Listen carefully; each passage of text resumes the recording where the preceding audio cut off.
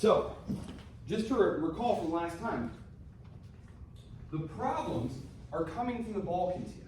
Okay? Remember, the Russians, the long-term goal of the Russians had been to take control of these straits so that they could get access to the Mediterranean, because they don't have any year-round warm water ports. Remember, we're at the period now where we're transitioning from the age of sail toward the age of coal-fired ships. So access to good ports to get out there is very important. The Russians don't have this. They are trapped in the Black Sea here as a result of the Crimean War back in the 1850s, which we talked about. They're trying to push the Turks, the Ottomans, out of the Balkan states. So what they did is in the 1870s, we talked about this, they created client states. They helped these Balkan peoples, these Slavic Orthodox peoples, like the Serbs and the Bulgarians, to successfully push the Ottomans out. And this is a process that takes place, like I said, 1870s, 1880s, 1890s.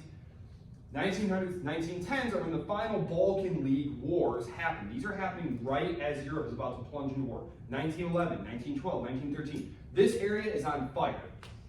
This area is on fire through all those years. The Turks are totally pushed out. The Russians have got their client states. Austria is watching all of this exceedingly nervously.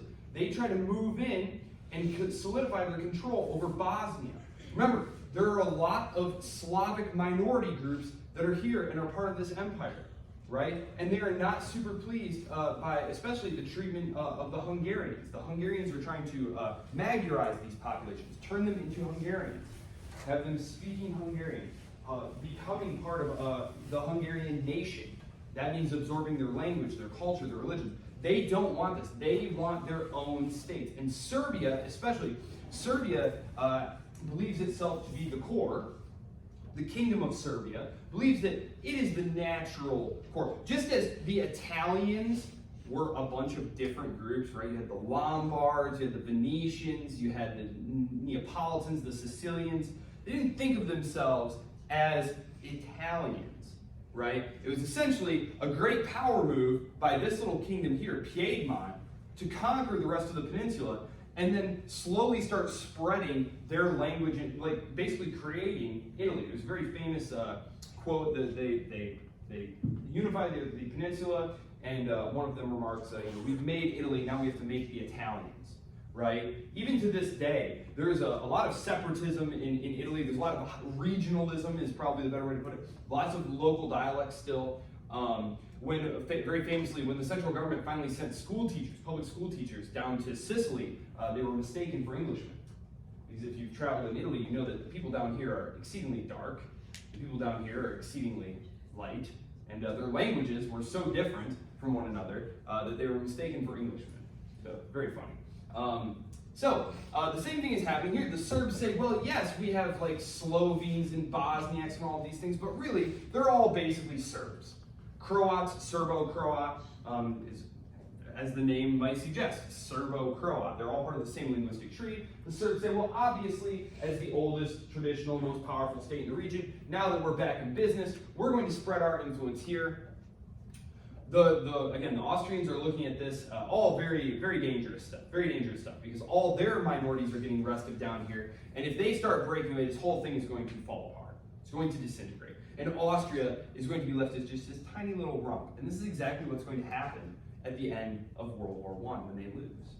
Actually, even before they lose, the armies just start disappearing back to their home provinces to declare independence, to declare their own national states. This is where Slovenia comes from. Slovakia, Czech lands, Croatia. This is where all of those come from. The Germans, meanwhile, the big Germans, right up here, big Germany, the German Empire, is looking at this and saying, oh, well, this is just a total disaster. Number one, if this all disintegrates, right, Austria is going to be left out here. There's going to be a ton of pressure on us internally, right, domestic political pressure on us to absorb Austria. The Austrians are Germans. The Austrian identity is going to be formed over the course of the 20th century and chart its own course, but at the time, remember, we're not that far away from German unification, where Bismarck had to fight to purposefully exclude them from Germany, right? So the Prussians could have the majority of the power.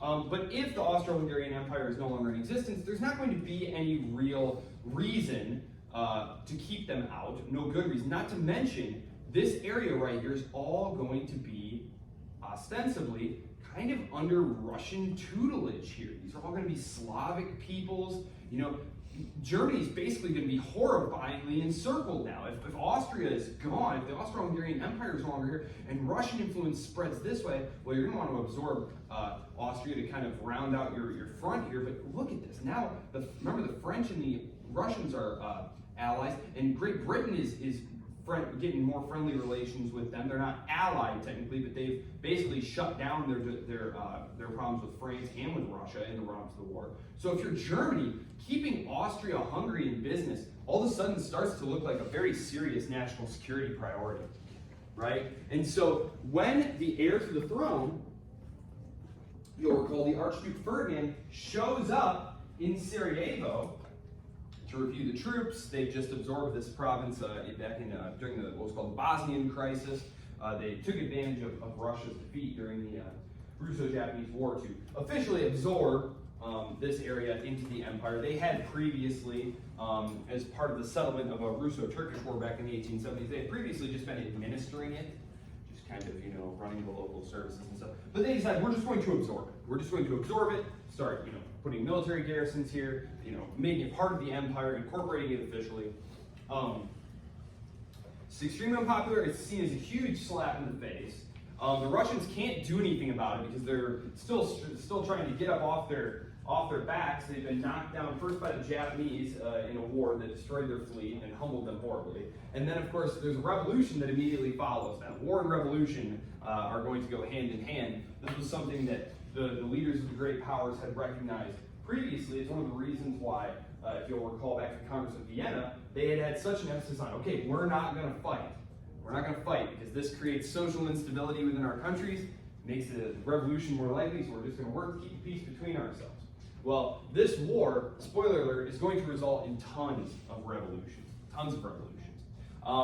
Not just in Russia, although that is the most famous one, right? So Russia barely the Tsar's regime barely holds on after 1905. They're not able to mobilize troops to prevent the Austrians taking Bosnia, Sarajevo there. They decide, well, we can't very well back down again. When the assassination happens, interestingly, Archduke Franz Ferdinand, the heir to the throne, his goal, he was going to be taking over for the very aged, ancient emperor at this point. He's on his last legs. He's not going to survive the war, actually. He's going to die of old age before the war's over. His goal was to create a totally federated Austria-Hungary, to give the minorities, the Slovenes, the Slovaks, the Croats, to give all these minorities basically home rule within the empire, right? He wanted to create kind of a United States of Austria, where they would manage their internal domestic affairs, and Vienna would just be in charge of foreign policy, a unified defense strategy. Because obviously, as you can see, this is a dangerous neighborhood, right? You've got Germany to the north, France, Russia. It's a dangerous neighborhood. So, you know, we're stronger together, right? One reed by itself breaks easily. Lots of reeds together don't break easily. That's the fascists. That's where the word fascist comes from. It's like a bunch of sticks together. They tie them together. And the idea is like, together, these are very strong. While individually, they're weak. That's where that comes from. Anyway, so he comes here, and he's seen as the best friend that the Slavic people have within the empire. And then he's shot and killed, right? Shot and killed. In like the most bizarre, did I mention how this happens? It's super bizarre. So first of all, the Serbians realize, oh my goodness, if he's successful in doing this, this is really going to take away the agitation in this area. We're not going to be able to break off all these Slavic people into a greater Serbia. We need to stir up the pot, right? Because if these people get national home rule, if they get to make their own decisions, if they get to have their own representative government, there's going to be no interest here in joining the new greater state of Serbia. Because the idea in Serbia is, look, they made a greater Italy, they made a grerer Germany, why can't we make a greater Serbia, right? So they decide that they have to kill this guy. The Black Hand, which is a sort of a secret paramilitary arm of the Serbian intelligence service, they arm these Bosnian Serb student terrorists, the most famous of which is Gavrilo Princip, because he's the one who actually pulls the trigger. They train them, get them arms, money, help smuggle them into the country. gives them intelligence on where these guys are going to be. The Archduke and his wife are driving into town, open top car, right? Open top car. One of them throws a bomb at the car, right? But the driver sees the bomb and hits the gas, and they speed up, and the bomb hits behind the car, and it blows up the car behind them. And a bunch of people are hurt, and the soldiers in the crowd, tackle the guy who threw it, and arrest some people and stuff. And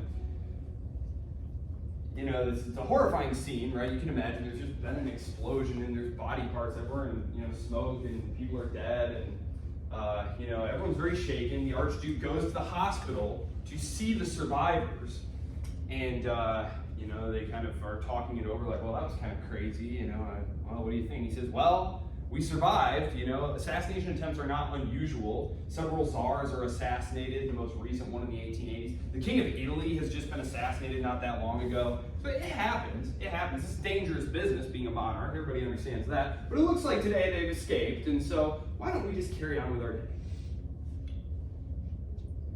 So they get back in the car. Gavrilo Princip, meanwhile, one of the assassins, hasn't been apprehended, and he's very despondent. Lost my chance. And he's, just kind of walking down the street, when all of a sudden, and this is hours later, mind you, here comes the Archduke's car. And they're driving right towards him. And right in front of him, one of the officers who's with the driver says, hey, you're going the wrong way. We missed our turn. We were supposed to turn back there. Driver stops the car, literally right in front of this guy on the sidewalk, who happens to be the dude who's trying to kill him. And so the guy, you have to imagine it's like a 1914 car, so he's trying to get it back in gear and get it turned around, doing like a 3-point turn in the middle of this street. And so, of course, Gavrilo Princip just walks right up to the car and just empties his gun right into the car. Kills the Archduke, kills his wife. It's super tragic. Most marriages among royalty were political. Not to say that love couldn't happen there and stuff, but like they were actually like in love. He actually gave up his claim to the throne to marry her. Well, not his claim to the throne. I'm sorry, his descendant. So he was royalty. She was not considered of enough rank, so that if he married her and they had kids, their kids would not have the consequent rank to take the throne in their own right. So by marrying her, he was basically giving up his descendants being on the throne. So he did love her a lot, and his last words are supposedly her name was Sophie. Sophie, don't die, stay alive for the children. She doesn't, they both die. Everyone is super furious by this. As I said, ultimatums are issued. The Serbian government says, well, we'd like to let you come investigate, but it's against the Constitution to let you come investigate, so hands are kind of tied there, right? Meanwhile, they sent a delegation to Russia, like we said, oh, we're helpless and hopeless, and if you don't help us, we're going to be crushed by these German monsters, right?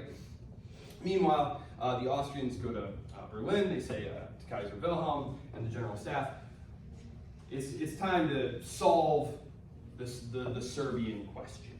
The Serbs have been poking us for years now, trying to get a reaction, causing problems for us. It's time to lean on them a little harder. Give them a good hard smack at this point.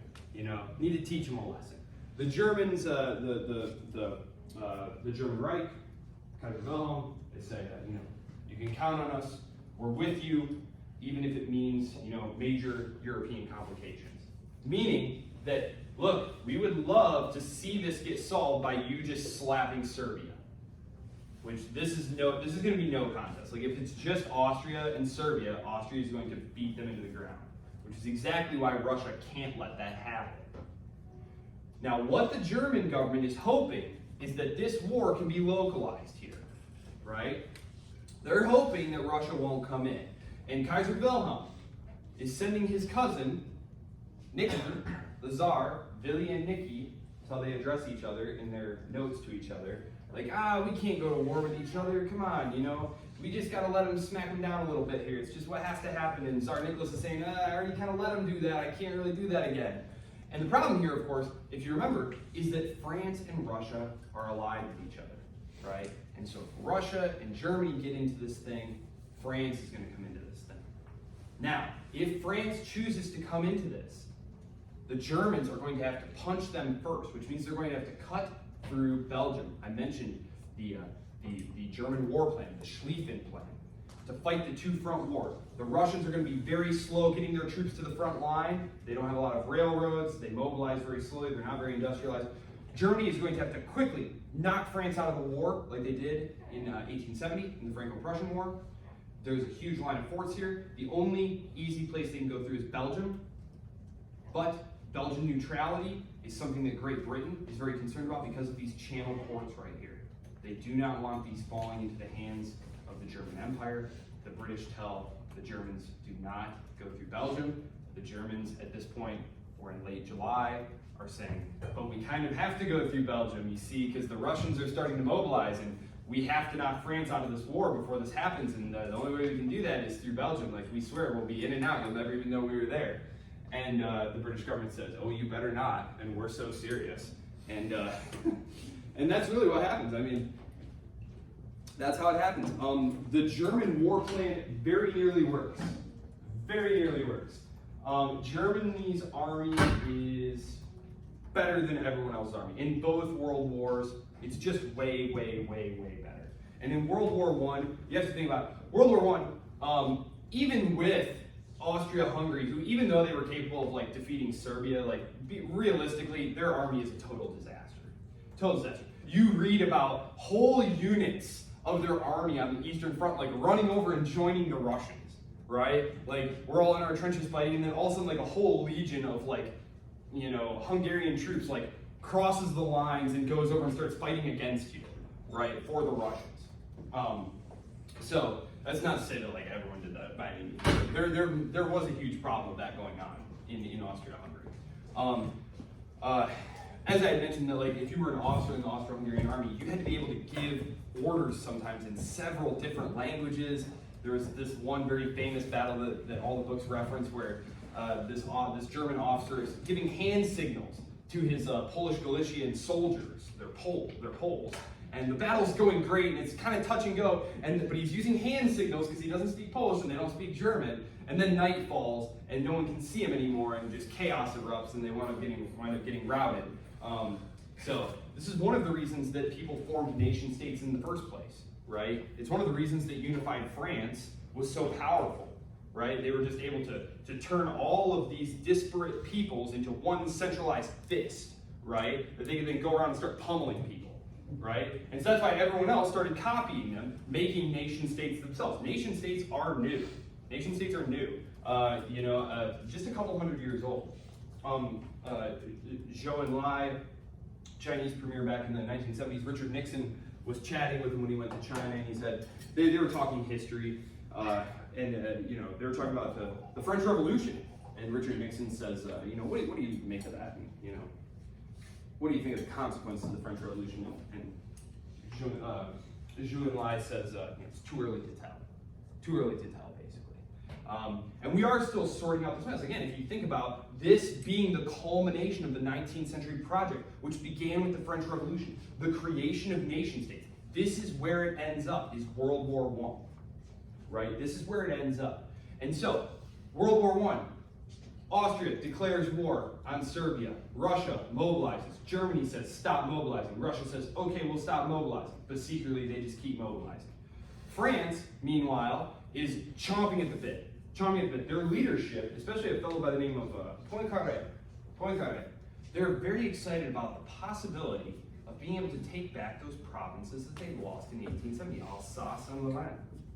And they think, oh boy, the Germans are going to be super distracted here. We can jump right in here and get that territory back. Now, this is as obvious as the day is long, right? The Germans know this is what they're planning, and this is why the Germans are planning a lightning strike here, because they know that if they get into it with Russia, the French are going to jump into it, and this is why they have the Schlieffen plan, so that they can quickly, boom, knock out France by cutting through Belgium and sweeping down on Paris, right? And then they use their railroad tracks, which the Germans built their railroad tracks deliberately east to west like this, so they could then shuttle their troops quickly back across to meet the Germans. Okay, so what happens here is actually, it's interesting to think what might have happened, but basically, Moltke the Younger, this is the nephew of the famous von Moltke, who won those great wars of German unification. It's his nephew. he kind of loses his nerve. A little bit. Rude to criticize him, I suppose, but really kind of loses his nerve because on his deathbed, von Schlieffen is reported to have still been thinking about this plan and to have said, literally, like, imagine you're on your deathbed, you're surrounded by, your family and friends, and instead of being like, love you, miss you, goodbye, he's like, it must come to a fight, and if it does, make the right wing as strong as possible. Meaning that, like, this right wing that's going to sweep down through Belgium, put as much firepower as you can on this side because we have to take Paris. We have to knock France out of the war. Well, as war is looming, Moltke the Younger is looking around saying, gosh, I got a lot of divisions over there. What if they punch through over here? And are there enough forces over here to hold off the Russians? And so he starts taking forces away from the right wing and deploying them on other fronts, basically, right as the war is about to break out. And the right wing just loses its moment, like within sight of Paris. It's called the Miracle on the Marne. The Marne is a river quite close to Paris. They can see the Eiffel Tower in the distance. The French general staff is commandeering taxis, shipping newly mobilized reservists to the river to like hold them there, and they just barely. And it turns out that these other divisions that he had taken away from there didn't even matter anyway. Because at the Battle of Tannenberg, this is the battle that makes Erich Ludendorff into like sort of a national hero. He's eventually going to become essentially the dictator of Germany. The Kaiser is going to be increasingly sidelined as the war drags on. And this is maybe an important point that I should emphasize. War was seen to be still a quick thing. The advantage is getting off the mark really quick. Remember, generals always prepare for the war that we just fought, right? And all the wars that we've just fought were very short, right? And the winner was he who could mobilize the quickest and strike the strongest fastest, right? And then boom, war over, right? The Franco-Prussian War, a couple months. Austro-Prussian War, a couple months. Schleswig-Holstein War, a couple months. Balkan Wars, a couple months, right? So you got to get off the mark quick, get what you need to get done, and then time to settle the war, right? But this is not what's going to happen, right? This is going to turn into a Materialschlacht. That's what the Germans called it. A battle of materials, right? It's going to require the mobilization of the entire society, because what happens here is when the Germans are beaten back at the Marne, they start digging trench lines. And those trenches are not going to move more than 30 miles in either direction for the next 4 years. Trench warfare. Trenches, barbed wire, the shovel, and the machine gun. Those are the critical things in this war. Because I don't know how familiar you are with this, but just to kind of give you an idea of what happens here. So the British have been beaten back. They dig their trench lines here. So you have these opposing lines of trenches. Let's say they're 1.5 miles, 2 miles apart. Okay? They're very long. Barbed wire. You have artillery and machine guns. Now, just to give you an idea of the kind of artillery that we're talking about here. Some of these guns, they have what's called the Paris gun. This thing can fire a mortar 75 miles. We're talking about explosive incendiary shells, gas shells, like this is going to be super horrifying. But the battlefield commanders are still under the impression that like the way you take these positions, the way you fight is still basically 19th century, right? Like you go out over the top and you fix bayonets and you charge to go take their trench, right? And they're going to keep doing this over and over, and they literally just keep taking turns doing this over and over and over. As guys are just getting cut down in horrifying numbers. The Battle of the Somme right there. First day of casualties for the British. Take a guess. Who's got a guess? How many casualties do you think the British suffer in a day of battle? Battle of the Somme. Very famous battle. Anybody got a guess? Go ahead. Wasn't it like 8 or 2,000? 60,000. 60,000 casualties in a day. This is different. The World War I is just different. It is the end of all certainties. It is the end of European confidence and ideology. And this war is going to completely destroy the will of France, for example, to fight. France is just completely bled white. when Hitler and his, frankly, inferior armies, the best armies that are ever put in the field, if you like account for like, you know, if we were to do it like in real 2012 dollars, you know, and then compare everyone based on 2012 dollars, that German World War I army is the best army probably ever.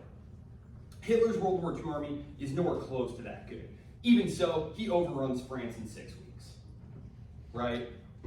And it's because the French just literally, they almost bled to death in World War I. And that was a deliberate German war strategy. The Battle of Verdun, for example. Battle of Verdun, again, the strategy of the Germans was herd the French into a small area, a couple miles wide, and then mass your artillery on the hills and just cut them down by the tens of thousands.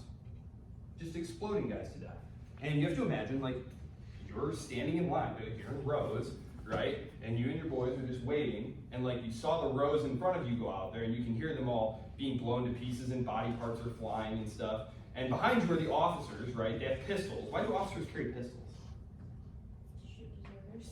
To shoot guys who won't obey their orders, right? When I was young, I was like, oh, the officers, like, why do they have such weak guns? You know, it's like I was a military brat, my whole family.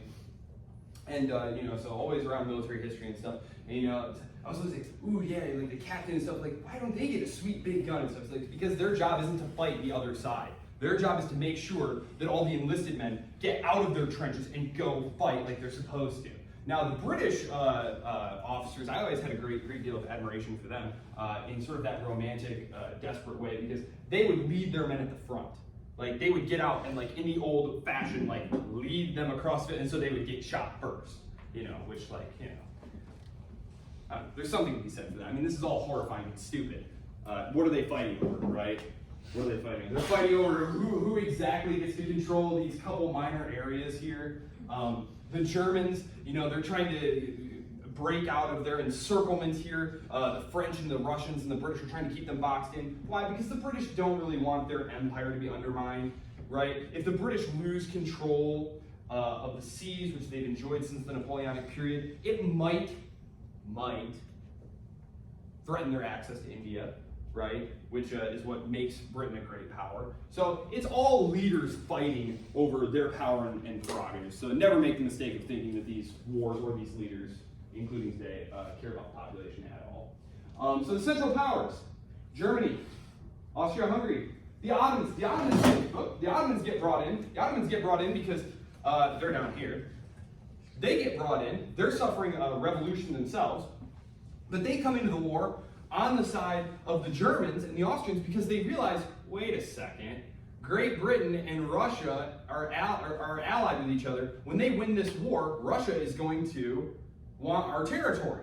And they're exactly right. That is what the British have agreed. The British have finally, at long last, said, okay, Tsar, if you help us crush this threat from Imperial Germany, we'll give you the Straits.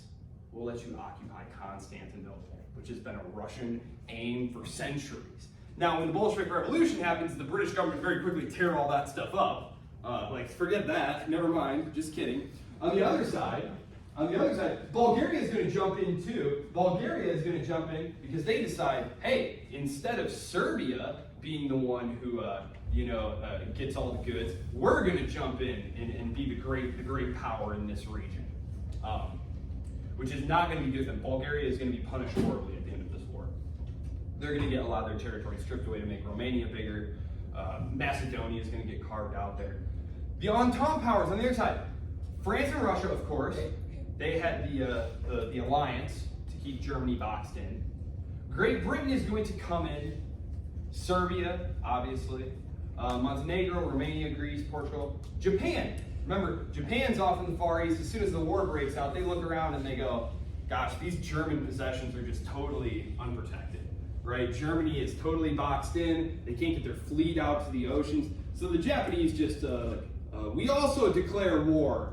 And then they just start grabbing all of Germany's colonies over there, like Samoa and Kyachu Bay and stuff. And they're like, we'll hold on to these and watch out for any Germans that might come around. So Japan is on the side of the Entente powers, but like they literally do absolutely no helping at all. No fighting, no helping, no nothing. Like they just grab some German possessions in the Far East and are like, All right, we'll hold on to these guys.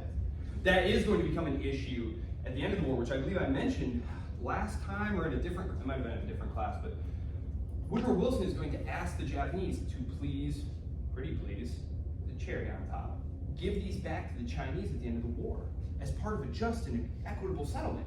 These are Chinese territories. And the Japanese are going to say, nah. And Woodrow Wilson is basically going to be faced with either trying to force the Japanese to do this, which will mean a war, more war. Nobody wants more war at this point. This is supposed to be the war that ended wars. At least that was the propaganda. As we'll see next time, there's going to be tons of wars as soon as this war ends. Winston Churchill called them the wars of the pygmies. Wars of the giants are over the wars of the pygmies. Anyway, the Japanese are going to basically say, listen, you lay off us keeping these Chinese territories, and we'll join your League of Nations, which is going to be Woodrow Wilson's #1 priority. The League of Nations is sort of a proto-United Nations. It was supposed to be this concert, this Congress of all the powers, and they were all going to swear off war as a means of settling disputes, and they were all going to submit to the arbitration of the League, where they would all vote and deliberate like enlightened people. This is obviously not going to work. Spoiler alert. Okay, the United States. The United States will eventually be drawn in. I'm going to save that probably for next time. I will just, I will save that for next time. Because the United States, I'll say this. Okay, so the United States, so when war breaks out, a couple of things happen. Number one, Great Britain is going to blockade this area. Like, in order to get goods to Europe, you must pass through a British blockade. This is a pretty serious violation of neutral rights. Not to be like too law of the sea type guy, but this was a serious debate that happened. Because the Americans, as soon as the war broke out, except for like Teddy Roosevelt, who was like, woohoo, let's go fight another war. Everyone else was like, let's stay out of this war and just profit by selling things to both sides, right? We'll be the great neutral power. If anybody wants some wheat or guns or whatever, we'll sell it to them. Well, there's a problem. And that's that the British don't want guns or food going into Germany, right? They have a blockade on Germany. They're going to try and starve Germany into submission. Millions of, especially the young and the elderly, are going to be starved to death as a result of this. Kind of a less savory element of this war, but this war is just full of unsavory crap. Take that. So the British are not allowing the Americans to sell to the Germans. This is going to be controversial, but the British and the French and the Russians are gobbling up enough American supplies and generating enough business, and Wall Street's getting enough loans that like people are pretty okay with this. The German government is not. The German government lodges many complaints with Washington about this, saying, I'm sorry, aren't you like a neutral power? Aren't they violating lots of like international law by preventing ships from coming and bringing us food and weapons and stuff? And the Americans are like, yeah, that's kind of true, I guess. And so they'll say to the British, hey, can you please stop violating neutral rights? And the British say, no. And that's it's pretty much that simple. It's pretty much that straightforward. The American government will lodge complaints, but the British government is obviously not going to budge, and that's pretty much how it's going to be. Eventually, the Germans are going to unleash the U-boats. They're going to unleash submarine warfare. They're going to start sinking the boats that are coming to England, because of course England is itself vulnerable to blockade, right? England, very populous, but not a lot of, it can't feed itself, right? It can't feed itself, so it's desperately dependent on supplies coming in, and so eventually the Germans are going to unleash U-boat warfare. This is going to play a huge part bringing the United States into the war, because all of a sudden American ships are getting blown up left and right. I will save that for next time, but that's just kind of so you know, like that's what America is doing at this point. They're selling things to the Allies.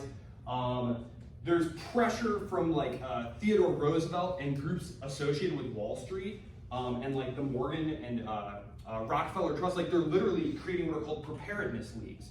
These are like weekend boot camps for like stockbrokers to like go learn military tactics and stuff like that. Like they want America in the war very badly. But they're a very small minority, and it's going to take several miscalculations by the German government to actually basically bring the United States into the war. Woodrow Wilson, he's a tough character. He's one of my least favorite presidents, and so I'm going to try and be fair to him. But he's very on the fence about this because he understands this is a hugely monumental decision to bring the United States into the war here when he does do that. But the Germans are going to make several mistakes, including unrestricted U-boat warfare and also the Zimmermann telegram, which is going to be this crazy attempt by the Germans. They're basically going to message Mexico and say, listen, we're about to unleash the U-boats on the Americans. Now, we hope that this doesn't make them so mad that they declare war on us, but if they do, you jump into the war too on our side, and you invade Texas and Arizona and stuff, and you bring the Japanese in too, and we'll fight this huge, like, truly global war, the Zimmermann telegram. That's really what does it. Okay, so timeline events. This PowerPoint is up on Blackboard. I'll make sure just to confirm. Just kind of some key stuff here. July 28th, Austria declares war on Serbia. This is the battle on the Marne. This is the one that saves Paris, prolongs the war. Had Germany captured Paris here, that would have pretty much been the war. Because the Russians are going to be dealt some devastating defeats next door by like very, very small German armies. The Imperial Russia is going to be shown to be a total paper tiger. I mean, industrial capacity at this point has like a 1-to-1 ratio of like, are you a great power? Well, do you have industrial capacity? If yes, yes. If not, no. I mean, the Russian soldiers don't have helmets. They don't all have shoes. They don't all have rifles, right? You've got guys who are being sent into battle where it's like, okay, you don't have a rifle, but you run behind this guy, and when he dies, you just pick up his rifle and cartridge belt. This is not the way to run a war, right? Like, this is not surprising they're getting wiped out by the Germans. Okay, first battle of the Marne, invasion of Gallipoli. So, as you can see here, there's a gap, about 6 months. The Western Front settles in, right? By October, we've got the trenches being dug, and you've got tons of people being killed. The British Admiralty says, hey, why don't we try and circle around here? Instead of just throwing guys into a meat grinder, why don't we attack the soft underbelly? This is Winston Churchill. He's the Lord of the Admiralty at this point. So they're going to sail up in here and attack through the Balkans, the weak point here. And there are a lot of strategic reasons for doing this. And it was actually a great idea. I don't love Winston Churchill either, but this was actually a great idea, and it almost worked. And had the British commanders shown a little bit more guts, they probably would have worked. They got very scared. Actually, I read several great books on this. They were so close. There were a lot of mistaken assumptions. Intelligence was very bad in this war. You have to imagine we're barely beyond the era of like carrier pigeons, right? Like we don't have satellites to look and look for mines and things like that. The idea here is though this way we'll knock the Ottomans out of the war, and we'll be able to provision the Russian armies here that are in combat in this theater here. Because of course the Russians have tons of guys and they're super brave, right? They're getting mowed down like nothing else. Like they're brave. We just need to get them some rifles and munitions and foods and things like that. And so the idea is if we knock Turkey out of the war, we'll be able to do that. I'm going to start calling it Turkey. It's going to become Turkey here in like a couple of years. So I'm just going to start calling it Turkey. But basically what happens is as they're sailing into these narrow straits, one of the British ships hits a mine, and the British commander gets like real skittish. And this is one of the great ironies of the war.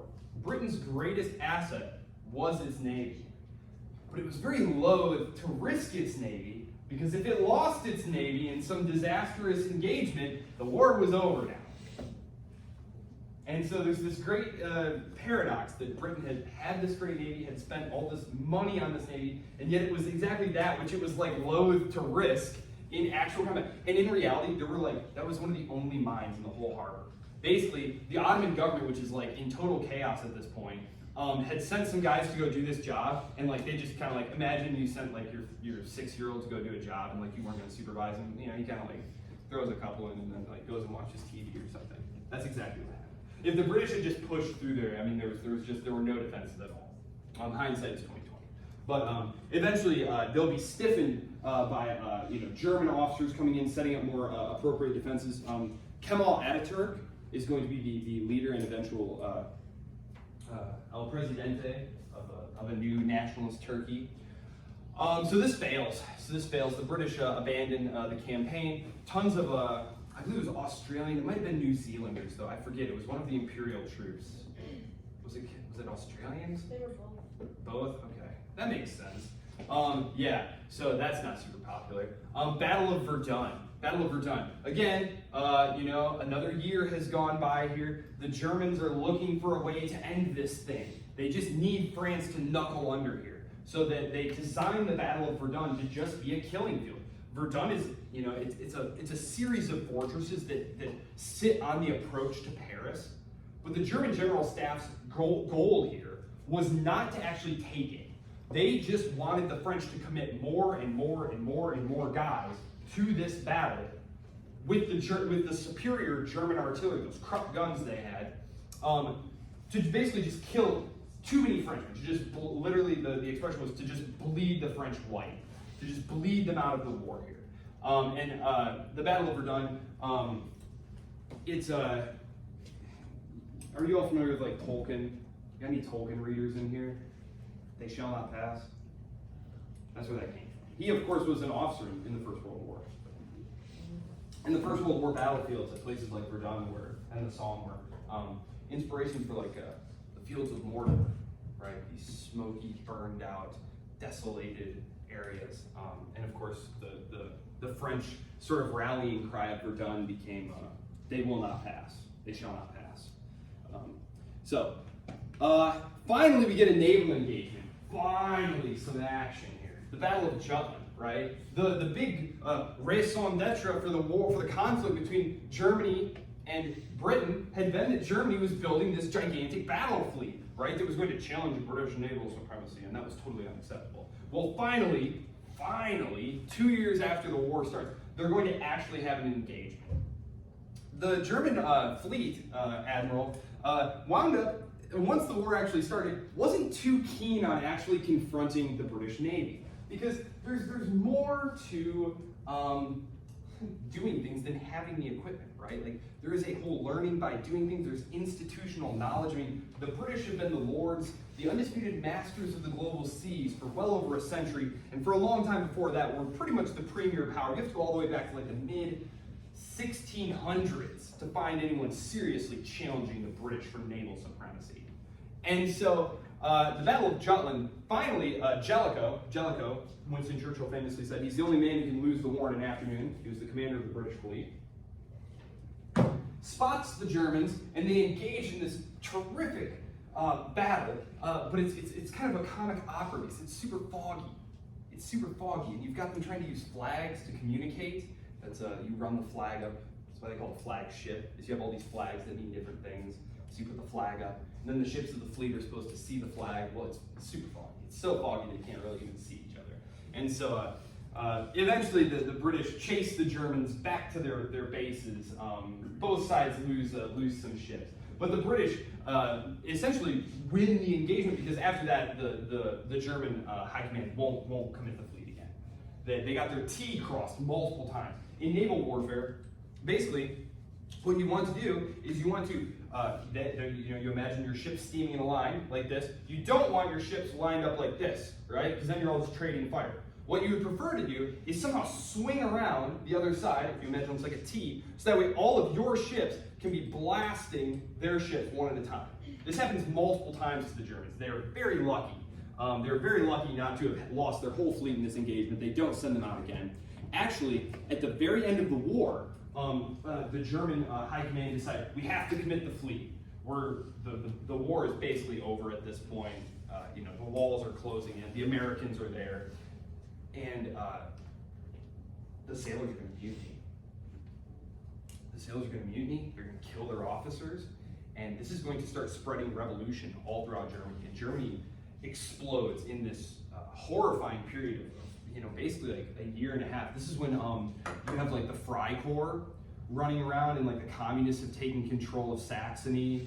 And there's literally hundreds of thousands of armed paramilitary groups fighting it out in the street. This is when Rosa Luxemburg, the famous German communist, she gets beaten to death in the streets. It's nasty stuff. It's a nasty time to be around. So the war ends and it's like, yay, peace. No, not really, not peace. Battle of the Somme, that was the horrifying British battle. So the Battle of Verdun is going on here, and the French are just getting bled horribly. And the French command basically said to the British, can you please do something to alleviate this horrifying strain on our men. And so the British open up a new front at the Battle of Somme. It was literally the most strongly defended position on the whole of the Western Front, and they just throw the cream of the British upper class. Like literally, like a third of the graduating class of Oxford that year get killed. You know, it's a horrifying experience for these societies to have, like, imagine if like a third of you all got killed, right? But you had gone to school together, you know, your families knew each other. I don't know how close all of you are, but like the British aristocracy was like pretty intermarried, right? So like just imagine like a third of your family just getting wiped out, right? And the rest of them being like horribly scarred and having what's called battle shock. Battle shock. Today we call it PTSD, right? But you're laying in these trenches with rats and you can't sleep because, you know, shells are falling constantly. Yeah, not great. That is the Western Front. That's the Western Front. And it's not going to change until the Americans show up. And the Western Front is so incredibly dangerous and horrifying. When the Americans show up, they're going to lose hundreds of thousands of guys in like 6 months. So you look at American casualties and you're like, oh, you know, they lost way less than the British, way less than the French, way less than the Russians. But it's like, they lost all those guys in like 6 months. There's interesting notes and stuff from like the British and French generals talking about like the suicidal bravery of the Americans, you know, like they just, because you have to think, the last fight that the Americans were in, you know, just a few years ago was like the Battle of San Juan Hill, right? What do? Well, we just, you know, charge up the hill, right? And eventually we'll just take it. And this is, of course, they're basically trying these same tactics on these World War I battlefields. And this is why American casualties are so high. And hundreds of thousands of guys does not please the voters back home. One of the reasons that Woodrow Wilson gets elected is because he promises to keep the Americans out of this war. So, Tsar Nicholas, on the Eastern Front, meanwhile, on the Eastern Front, things are falling apart, right? Things are falling apart. As I said,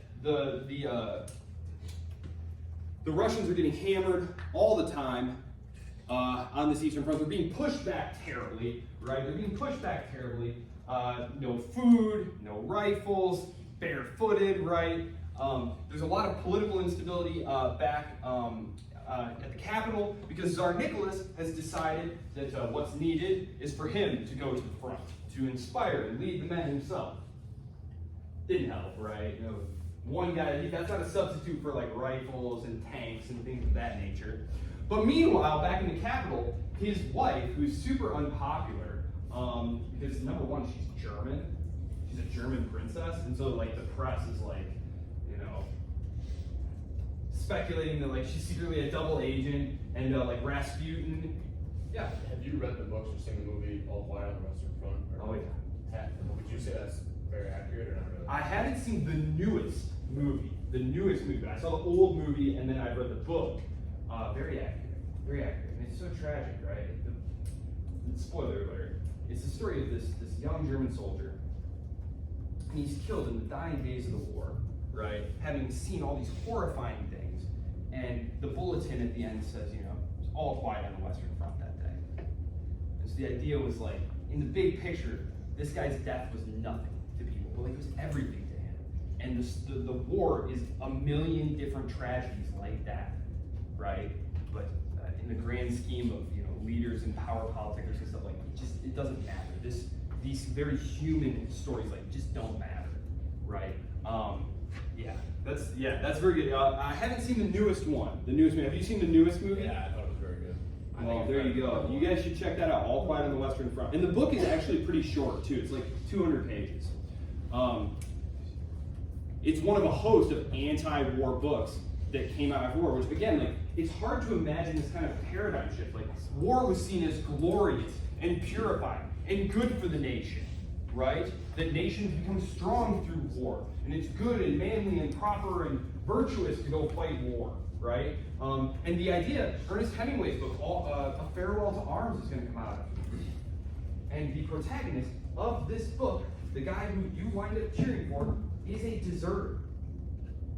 He's a deserter. The idea that prior to the war, if you had tried to publish this book about this hero, and the hero is this guy who abandons his duty and, you know, a coward, like, that would have been just completely crazy. That would have gone against all the social mores and values that they had, right? There's just this huge paradigm shift. Goodbye to all that. There's a bunch of like anti-war books that come out after this. And like I said, it's one of the reasons, and this is getting way ahead of ourselves, well, not like way ahead of ourselves, because World War I creates World War II, as I said. But it's one of the reasons in the 1930s that the British government doesn't want to confront Hitler. It's because their population has zero interest in another continental war. So the strategy of appeasement, which was gradually giving away, well, I shouldn't say giving away, doing nothing to prevent Hitler Germany gobbling up its neighbors, was in part a function of the fact that you're an elected leader. I'm a libertarian realist, so I believe that all leaders' decisions are fundamentally about retaining their own power. And so if you are looking at this situation and the voters are telling you, we super don't want to go to war, and the only way I can prevent this undesirable thing from happening is if I take you to war, but it's going to cost me my job, I'm not going to go to war, period. So that is only one way of understanding politics, but I think it is pretty strong. I think there's a lot of good empirical evidence to back it up, which is why I believe it. So, other key events in the war: poison gas is brought onto the battlefield. Martin Heidegger, the statist Nazi collaborating German philosopher, not to prejudice you against him too much, he's at this battle. Ypres, the gas mask here, just unleashing poison gas on your fellows, right? They choke to death. It burns the lungs and the skin. Tanks. The tank. This is not the war of armor. The British invent the tank, they bring some to the Battle of the Somme, but tactically there's no sense yet of how to use these things. Kitchener, who's originally the head of the British war effort, just thinks this is a stupid waste of time. They're never going to be useful, you know? So there's really no concerted use of armor. Like now we have armor divisions. World War II is going to be all about using armored divisions, right? Because the tanks can roll over these trenches. They can roll over barbed wire. A lot of the guns can't penetrate these tanks, but there's not very many of them. There's not very many. You know, this is the end of 1916. The war is almost over. Airplanes. Airplanes. It's not going to be used to terror bomb cities yet. That's going to be World War II. World War II is when we start terror bombing cities. Airplanes here are largely used for reconnaissance, surveillance, to be able to fly over the enemy positions and then land back and, you know, on the map say, well, they've got some heavy guns here, and it looks like they're massing for an attack back here, because if you were going to try and send the guys over the top, you needed to gather them together, which there would be signs that this was going to happen. You've got hundreds of thousands of guys who are like, you need to bring food there to that area, you need to collect weapons, shells, because the way they would do it is they would bombard the enemy lines for days at a time. I mean, Napoleon fires about 1,000 shells in one of his battles a century before this. Now they're going through like hundreds of thousands of shells in a day. Battles are lasting months and months and months. It's why the Germans called it, Materialschlacht. It was a war of materials. It was whoever could keep producing war material was going to win. And it's one of the reasons that the Entente powers wind up winning, is because they can call on the virtually unlimited industrial capacity of the United States, even before it was in the war. After the Schlieffen Plan fails, I've read it a few different places. I think it's kind of interesting. Sort of the fatalism that overtakes Kaiser Wilhelm, who slowly kind of fades into the background. Like I said, Ludendorff and Hindenburg, these are two German generals who are going to win some battles on the Eastern Front. They're more and more going to take control of sort of the German state. It's basically going to be the military government that is running things. Kaiser Wilhelm is essentially just sidelined further and further, and eventually what's going to happen here is, like I said, there's going to be a revolution in Germany, and this provisional government is going to make peace with the Entente powers. Yes, I'll leave it right here. Okay. So, the Russian Revolution is going to have to be saved for next time. But this right here, this is the critical This is the critical stuff right here. 1917, January 1917. At that point, the war is a stalemate. America is not in the war. Russia is in the war. But the Russian government is going to be toppled. The Russian government is going to be toppled, okay? The new Russian government, headed by Alexander Kerensky, the provisional Russian government, is going to stay in the war. This is a critical mistake, because the war is crazy unpopular in Russia. What they want is peace. Peace, bread, land. That's what they want, the Russian peasants. They're starving, their sons are getting killed, life is terrible, right? This is one of the major things that allows Lenin and his group to take power. And what they do is they cut a peace with Germany. They cut a peace with Imperial Germany. They give up the gains of 3 centuries of czars. They give up all. You have to think, this was all Russian, Russian territory, Imperial Russian territory, right? They're going to give all this up. They're literally going to just say, yep, anything to get out of this war. Literally anything to get out of this war to secure the revolution at home. Lenin says, the thing that's going to keep us in power is being the guys who bring peace. The Bolsheviks are a small minority of the left. Right? When we talk about the Russian Revolution, we're going to see that there's a whole left revolutionary movement in Russia, and the Bolsheviks are like a minuscule part of that, but they're ultimately going to triumph. And it's in part due to Lenin's very astute political maneuvering. And this is one of his most astute, because he has to argue with some of his closest collaborators. Trotsky, for example, is totally opposed to making a peace like this. But Lenin was absolutely right. The other big thing that happens, of course, is America comes in. America comes in 1917. So right at the moment that the Russians are dropping out, the Americans are coming in, the Germans are going to turn around. They realize that America is going to be arriving. Russia's gone. They're going to throw everything they have at the French, and they're going to break through again. They're going to come very close to Paris yet again, and they're going to get thrown back one more time, and that's pretty much the end. After that, the Americans are arriving, and it's just a matter of time before the Germans are defeated. So as you can see, as I said, Imperial Germany, the first World War I German army was better than all the rest of the armies.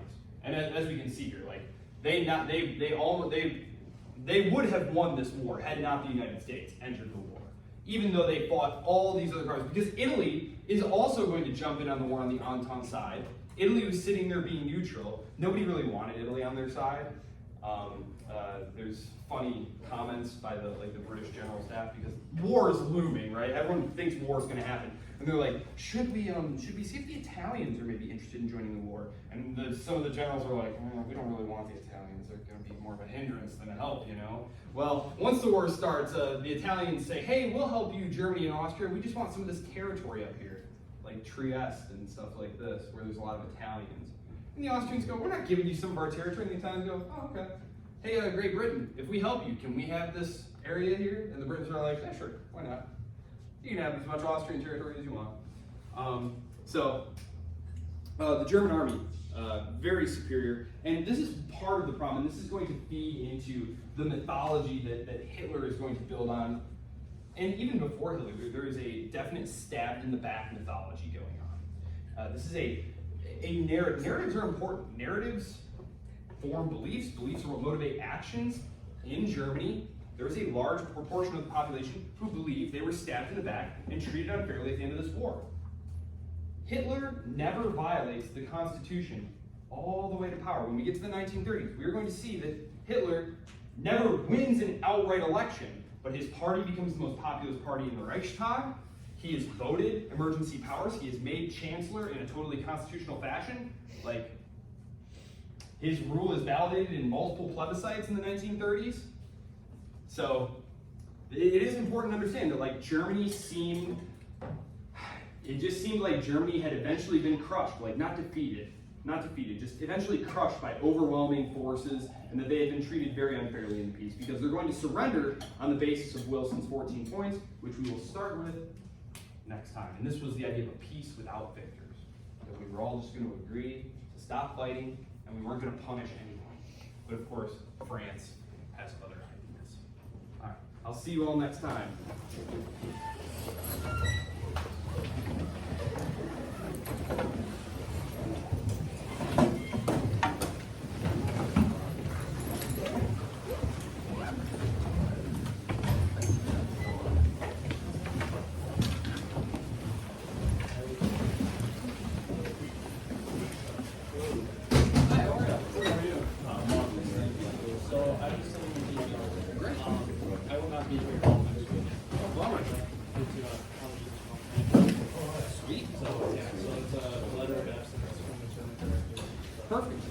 what's your name? Caleb Trent.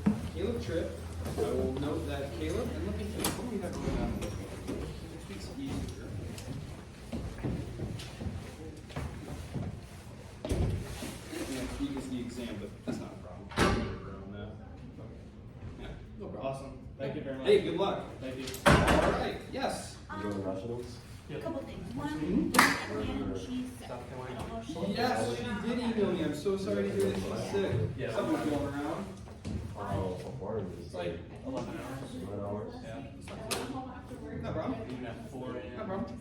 Remind me what your name is again, and I will accept that. Other than that, I will no. just. We're trying to I keep was it so gonna we do can it. play like that day. Who's going? No, the important thing Will is that you know the the answers shoemakers, that guy for, sold. Yeah. And then Brett's going to, but he's not playing.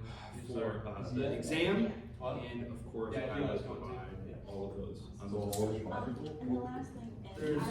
There's only 4 people like on the team, so like how there's like 6 in the lineup, there's like 4 for us. So there's 6 guys. Ah. technically Oh. Brett's I'm playing. gonna be by myself with my sister has one. So I'm a bunch of stuff. Don't you worry about it. We will make sure that you get everything that you need as far as I will let you know when it's exceptions, supposed to help. be. That's his spring break. Ah. Of course, I'm happy to do whatever I can for you. Okay, yes. Fernando, how are you? I'm doing fine. Well, I got kind of late and I get in No worries. 7 minutes. No, no, Fernando, you know what? I will make sure that I note that you were here. Yes. Yes, indeed, not a problem, Fernando. Yeah, thank you. You are very welcome. You have a great rest of the day. Yeah, All right, take care. Thank you so much. Appreciate it. Yep.